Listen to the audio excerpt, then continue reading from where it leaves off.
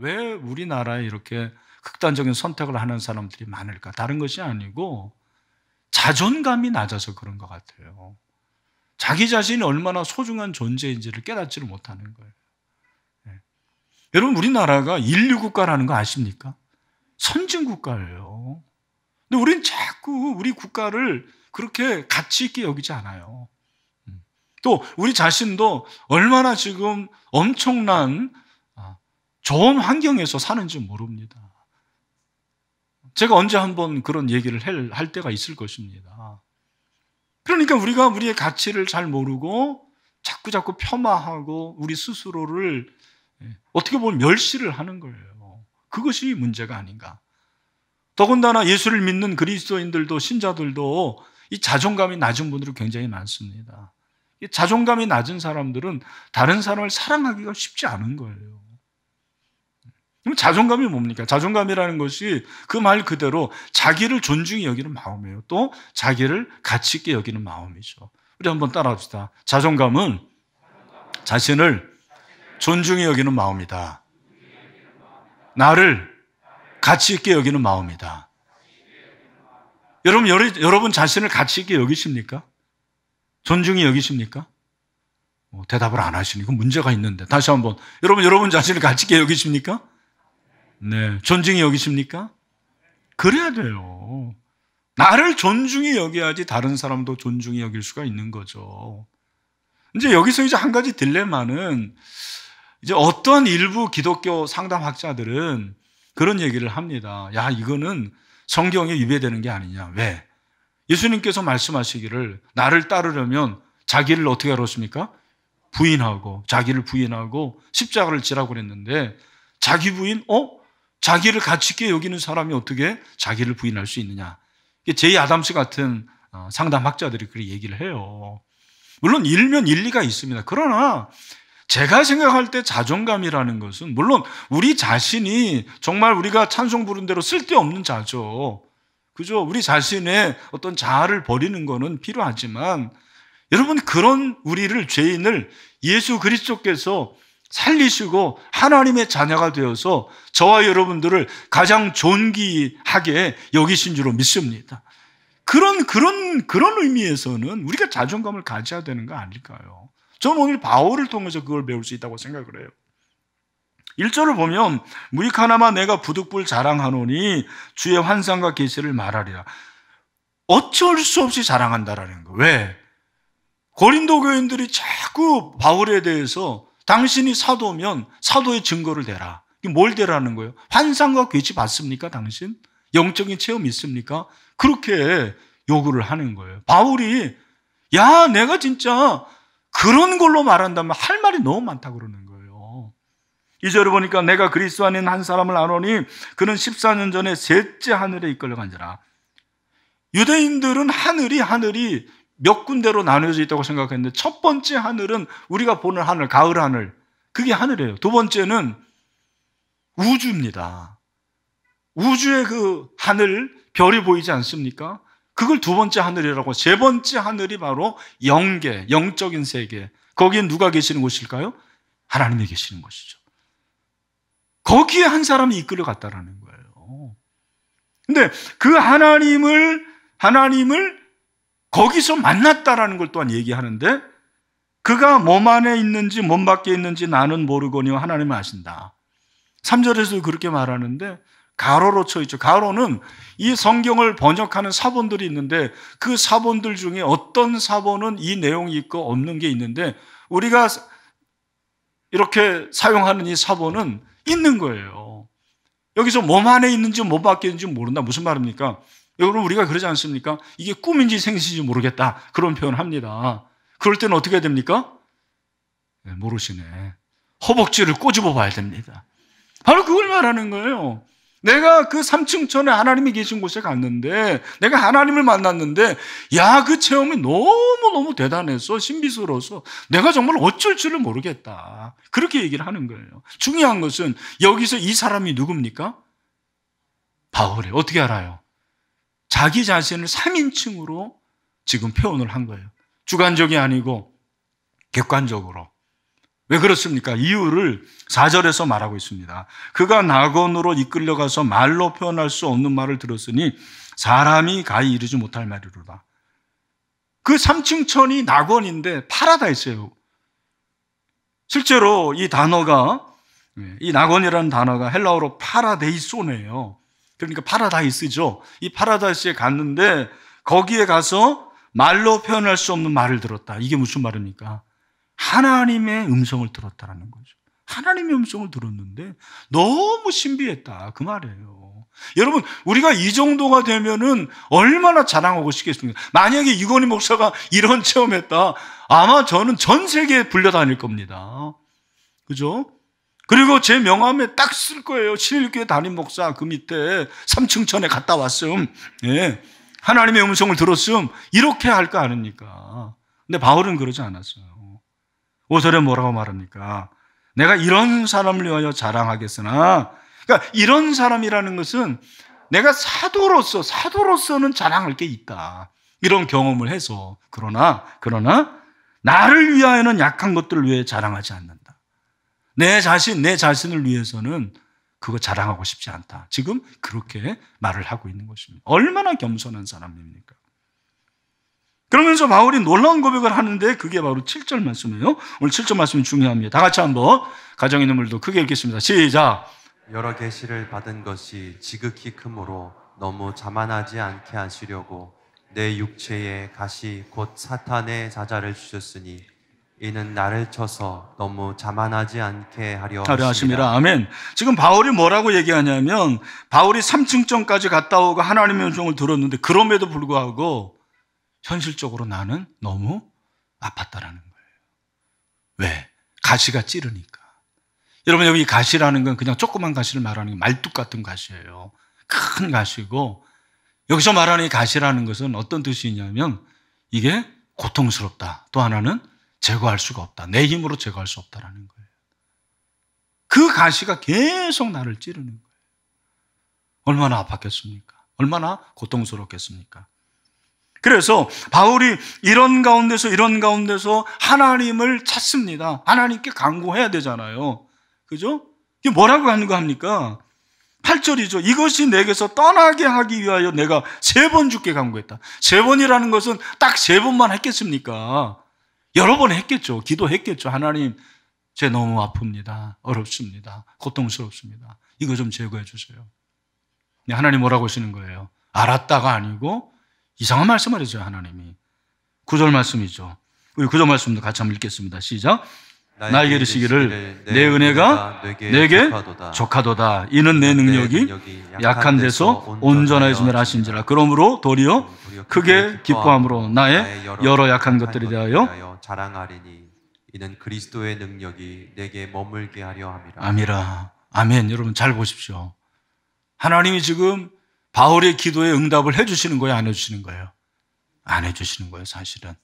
근데 맞아요. 해주신 겁니다.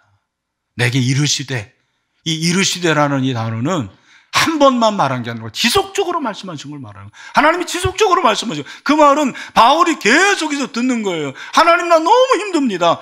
여러분, 이 가시가 뭐냐에 따라서는 학자에 따라 다 달라요, 해석이. 어떤 사람들은 이것이 핍박이다, 감각적인 유혹이다, 안질환이다. 바울이 눈이 약했어요. 안질환. 어떤 사람은 간질이다. 어떤 사람은 언어장애다. 중요한 것은 이걸 제거할 수가 없는 거예요. 계속 괴롭힙니다. 하나님, 저 이거 좀 제거해 주세요. 기도하는데 하나님이 알았다가 아니고 뭐라고 말씀하시는 거예요? 따라합시다. 내 은혜가, 다시 한번 좀 크게 합시다. 내 은혜가 내게 족하다. 그러면 여러분, 가시가 누구의 은혜라는 거예요? 하나님의 은혜라는 거예요. 아니, 어떻게 이게 은혜가 될 수가 있습니까? 근데 내 은혜가 네게 족하다. 무슨 말이에요? 충분하다, 만족하다, 그런 말입니다. 여러분, 우리가 이럴 때가 있는 거예요. 하나님, 저희 환경 좀 빨리 바꿔주세요. 하나님, 저 아픕니다. 하나님, 고쳐주세요. 하나님, 저의 문제 해결해 주세요. 그런데 하나님은 알았다. 내가 고쳐줄게. 너 문제 해결해 줄게. 너 이제부터는 자유다. 그렇게 말씀하시지 않고 내 은혜가 너에게 족하다. 그렇게 말씀하실 때가 있는 거죠. 여러분, 왜 그렇습니까? 그 이유가 무엇입니까? 바울이 이 환경 가운데서 하나님을 더 의지하고 하나님의 은혜를 경험하게 되는 거죠. 그래서 그가 고백하는 것이 바로 10절 말씀이에요. 오늘 10절 말씀이 핵심 구절입니다. 같이 한번 또 크게 읽읍시다. 시작. 그러므로 내가 그리스도를 위하여 약한 것들과 능욕과 궁핍과 박해와 곤고를 기뻐하노니 이는 내가 약한 그때의 강함이라. 아멘. 여러분 믿으십니까? 내가 약할 때 오히려 어떻게 되는 거예요? 더 강하다. 강하다. 그러면서 이 말씀에서 저는 가장 은혜가 되는 게 뭐였냐면 약한 것들, 능력, 궁핍, 박해, 곤고. 여러분 이런 거 좋아해요? 안 해요? 여러분 왔으면 좋겠습니까? 아니죠. 그런데 우리말 성경에는 목적으로 그렇게 번역이 돼 있어요. 약한 것들과 능력과 궁핍과 박해와 곤고를 기뻐한다고 그랬는데 헬라어 원어를 보면 르이 아니고 전치사 뭐뭐 안에 그렇게 돼 있습니다. 그러니까 내가 그리스도를 위하여 약한 것들 안에서, 능력 안에서, 궁핍 안에서, 박해 안에서, 곤고 안에서 기뻐한다는 거예요. 여러분, 이 안에서라는 것이 굉장히 중요한 거죠. 내가 예수님을 믿는다. 우리는 예수를 믿는 게 목적격인데 영어나 헬라어는 다 뭐예요? believe in이죠. 그게 뭐예요? 연합을 말하는 거예요. 바울이 지금 이렇게 연약함과 박해와 궁핍과 핍박과 곤고함, 여러분 이것들 안에서 자기가 하나 된 거예요. 그런데 그 안에서 그가 고백하는 것이 무엇입니까? 나는 그 안에서 함몰되지 않습니다. 그런 고백을 하고 있는 거예요. 오늘 보통 사람들이 그렇습니다. 우리가 약한 것들 안에서 함몰이 되고 능력 안에서, 궁핍 안에서, 핍박 안에서, 곤란 안에서 우리가 함몰되고 갇히게 됩니다. 거기에 지배를 받습니다. 항복을 합니다. 자포자기합니다. 그것이 우리 인간입니다. 바울은 그러지 않았다는 거예요. 내가 그것 안에 있지만 오히려 나는 기뻐. 왜? 그 약함이 나에게 오히려 강함이 되기 때문이다 라고 고백하고 있는 거죠. 여러분 얼마나 놀라운 일입니까? 이게 자존감 아닙니까? 자신의 연약함을 인식하는 가운데서 나는 그 안에서 절대로 포기하지 않습니다 라고 고백을 하고 있는 거예요. 하나님의 능력이 인간의 약함을 통해서 비로소 완전해진다라는 것을 고백하고 있는 거죠. 오늘 저와 여러분이 이런 은혜가 있게 되길 축원합니다. 그래서 폴 바네트라는 사람은 이런 주석을 했어요. 하나님의 은혜와 능력은 치명적으로 연약한 순간에 있는 인간의 삶과 맞물려 있다. 너무 멋있는 주석인 것 같아요. 다시 한번, 하나님의 은혜와 능력은 치명적으로 연약한 순간에 있는 인간의 삶과 맞물려 있다. 우리 성도들 가운데서 치명적으로 연약한 가운데 있는 분들이 있어요. 물질적으로 치명적으로 연약하고 육체적으로, 관계적으로, 가정적으로 치명적으로 연약한 그 사람들에게 예수 그리스도의 그 능력, 하나님의 능력이 맞물려질 때 여러분, 그는 살아날 수가 있습니다. 이런 믿음이 있게 되기를 축원합니다. 이것이 바로 자존감이 높은 거예요. 어떻게 이렇게 될 수 있는지 모르겠어요. 오늘 저는 이 사도 바울의 모습을 통해서 그리스도인의 자존감에 대한 두 가지를 좀 말씀을 드리고 싶습니다. 적용입니다. 첫 번째, 그리스도인의 자존감은 그리스도의 십자가에 기인한다라는 사실입니다. 여러분, 자존감이 떨어지고 여러분 포기하고 싶고 낙심하고 절망하고 싶을 때 그리스도의 십자가를 붙잡으시게 되기를 축원합니다. 오늘 10절에서 바울이 약한 것들 안에서, 능용 안에서, 궁핍 안에서, 핍박 안에서, 곤란 안에서 기뻐한다고 고백합니다. 이렇게 고백할 수 있었던 근거가 무엇입니까? 여러분 10절을 다시 보세요. 여기 보니까 같이 한번 읽어볼까요? 시작. 그러므로 내가, 자, 여기까지. 누구를 위하여? 그리스도를 위하여. 여러분, 그 약한들 가운데서, 능욕 안에서, 궁핍 안에서, 박해 안에서, 곤고 안에서 바울이 기뻐할 수 있었던 유일한 근거가 예수 그리스도라는 것입니다. 그가 신념이 강해서가 아닙니다. 인내심이 강해서가 아니에요. 맷집이 있어서가 아닙니다. 오직 한 가지, 그 안에 예수 그리스도의 십자가가 살아있기 때문입니다. 그는 십자가를 붙잡았습니다. 인간의 연약함 속에서 예수 그리스도의 영광과 능력이 나타날 수 있는 유일한 근거는 바로 그리스도의 십자가가 살아있는 것입니다. 그래서 저와 여러분은 어떤 환경 가운데서도 그리스도의 십자가를 붙잡을 수 있게 되기를 주님의 이름으로 축원합니다. 그가 연약한 가운데서 발견한 은혜는 십자가에 죽으신 그리스도 안에 나타나는 은혜였어요. 여러분 안에 십자가가 살아 있습니까? 사실 우리가 공감 가운데서 나락에 떨어질 때 이런 모든 것들의 원인을 추적해 보면 사실은 죄가 있는 거죠. 지난주에 제가 말씀드렸어요. 죄의 결과입니다. 죄의 결과로 아픈 거고, 죄의 결과로 인해서 이혼하고, 죄의 결과로 인해서 실패하고, 죄의 결과로 인해서 관계에 문제가 일어나는 것이죠.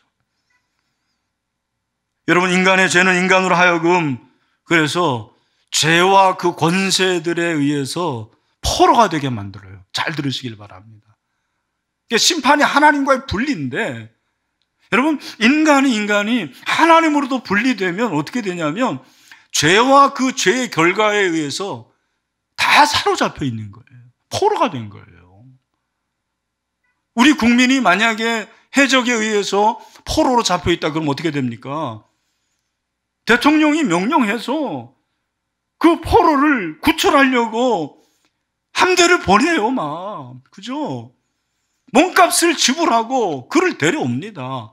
하나님이 그렇다라는 거예요. 하나님이 우리 아버지가 되셔서 죄와 그 결과의 포로로 잡혀있는 저와 여러분을 예수 그리스도를 보내셔서 그를 십자가에 죽게 하심으로 구원해 주셨습니다.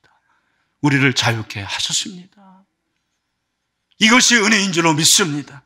이것이 복음입니다. 예수님이 그 일을 이루어 주셨습니다. 예수님이 십자가에서 저와 여러분이 치러야 될 죄값을 다 치루어 주셨습니다. 그리고 다 이루었다고 말씀해 주셨습니다. 요한복음 19장 30절 말씀이죠. 우리 다 같이 읽읍시다. 시작. 예수께서 신 포도주를 받으신 후에 이르시되 다 이루었다 하시고 머리를 숙이니 영원히 떠나가시니라. 예수님 마지막 하신 말씀이 뭐예요? 다 이루었다. 끝이 아닙니다, 여러분. The end가 아니에요. 다 이루었다. 뭐예요? 나 모든 값을 다 치렀다, 그 말이에요. 그래서 우리는 하나님의 것이 되었습니다. 고전 7장 23절, 고린도서 7장 23절, 너희는 값으로 사신 것이니 사람들의 종이 되지 말라 그랬거든요. 여러분은 하나님의 것이 되었습니다. 그러므로 여러분, 내가 나락에 떨어지고 절망이 닥쳐오고 가치가 없게 생각되어지고 열악한 환경으로 인해서 야, 예수님 믿으면 뭐해? 여러분, 그렇게 생각되어질 때 예수 그리스도의 십자가를 붙잡으시길 바랍니다. 십자가 무한 영광이죠. 내가 그 십자가를 바라볼 때 그 십자가가 주시는 은혜로 우리는 일어나고 우리의 잃어버렸던 자존감을 회복할 수가 있습니다. 그는 갈보리에서 외롭고 지친 어깨에 인간의 무거운 짐을 다 져 주셨습니다. 베드로전서 2장 24절에서 그렇게 말씀을 하고 있는 거죠. 우리 또 한번 같이 읽어봅시다. 시작. 신이 나무에 달려 그 몸으로 우리 죄를 담당하셨으니 이는 우리로 죄에 대하여 죽고 의에 대하여 살게 하시니라. 그가 채찍에 맞음으로 너희는 나음을 얻었다니. 여러분, 치료된 줄로 믿습니다. 자유케 된 줄로 믿습니다. 우리에게 해방을 주셨습니다. 할렐루야. 그 주님의 이름을 찬양합니다. 또 한 가지, 오늘 이 말씀을 통해서 우리가 깨닫는 게 뭐예요? 두 번째는 그리스도인의 자존감은 하나님의 시각으로 자신을 보는 것에 기인한다라는 거예요. 바울이 하나님의 시각으로 자기를 봅니다. 나에게 이르시기를 내 은혜가 내게 족하다. 하나님의 시각이에요. 여러분, 처음에 바울이 다메섹에서 예수님 만나고 변화됐을 때 사도들도 안 믿었어요, 사실은. 왜? 죄인 중에 계시고요. 믿는 사람들 다 가뒀잖아요. 그 사람은 어떻게 믿습니까? 근데 하나님께서는 바울을 바울 되게 하신 거죠. 하나님의 시각으로 보십니다. 여러분, 자존감, 그리스도인의 자존감은 내가 나를 어떻게 생각하고 남이 나를 어떻게 생각하느냐가 아니에요, 사실은. 하나님이 나를 어떻게 보실까? 저는 기독교의 자존감과 세상의 자존감의 결정적인 차이가 이거라고 생각해요. 십자가라 나를 구속했기 때문에, 나를 다 속량했기 때문에 하나님의 시각으로 나를 보는 거예요. 사실 저와 여러분이 무슨 가치가 있습니까? 우리는 뭔지보다 못한 존재들입니다. 여러분, 우리가 생기건 이렇게 번듯하지만 얼마나 연약하고 볼품없고 보잘것없고 미약한 자들입니까? 죄는 또 얼마나 많으시고. 그런 우리를 예수님이 십자가에 죽으심으로 사랑하셨다는 것은 저와 여러분을 아들 독생자만큼 그렇게 사랑하신다는 거잖아요. 그렇게 우리를 보시는 거예요. 아들처럼 보시는 거예요. 그래서 여러분, 사도 바울은 고린도후서 4장 8절부터 10절에 보면 놀라운 고백을 하고 있는 거예요. 그가 정말 열악한 환경, 죽을 위험에 처해 있었는데 놀라운 고백하는 거죠. 우리 같이 한번 크게 읽읍시다. 시작. 우리가 사방으로 우겨쌈을 당하여도 쌓이지 아니하며 답답한 일을 당하여도 낙심하지 아니하며 박해를 받아도 버림받지 아니하며 거꾸로 됨을 당하여도 망하지 아니하고. 아멘. 여러분, 여기 보면 뭐뭐 했지만 그러나가 나오는 거예요. 그러나 뭐뭐 하지 않는다.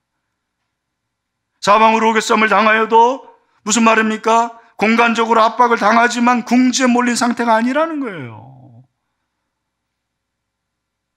답답한 일을 당하여도 빠져나갈 길이 없어요. 절망할 수밖에 없어요. 그러나 절망하지 않는다, 그런 말이죠.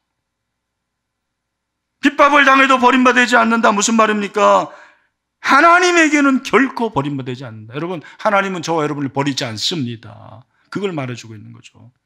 거꾸로 들임을 당하여도 망하지 않는다. 아무리 죽을 고비 가운데서도 하나님은 저와 여러분을 살려주십니다. 구출해 주시는 거죠. 얼마나 놀라운 일입니까? 여러분이 얼마나 존귀한 자임을 스스로 인식해야 돼요. 제가 한번 질문해 볼게요. 여러분, 만약에 10점 만점으로 해가지고 여러분 자신의 가치를, 점수를 매긴다면 여러분 몇 점 주겠습니까? 1점? 2점? 2부에 어떤 분은 빵점이라고 그러더라고요. 나 그러면 안 된다고 했는데. 빵점은 없으시오 그랬더니 손을 드는 거예요. 그러면 아신 듯이지. 근데 여러분, 저와 여러분이 그렇게 형편없는데 예수님께서 십자가에 죽으심으로 하나님은 저와 여러분을 빵점짜리를 10점으로 만들어 주셨습니다. 할렐루야. 그런 줄로 믿습니다.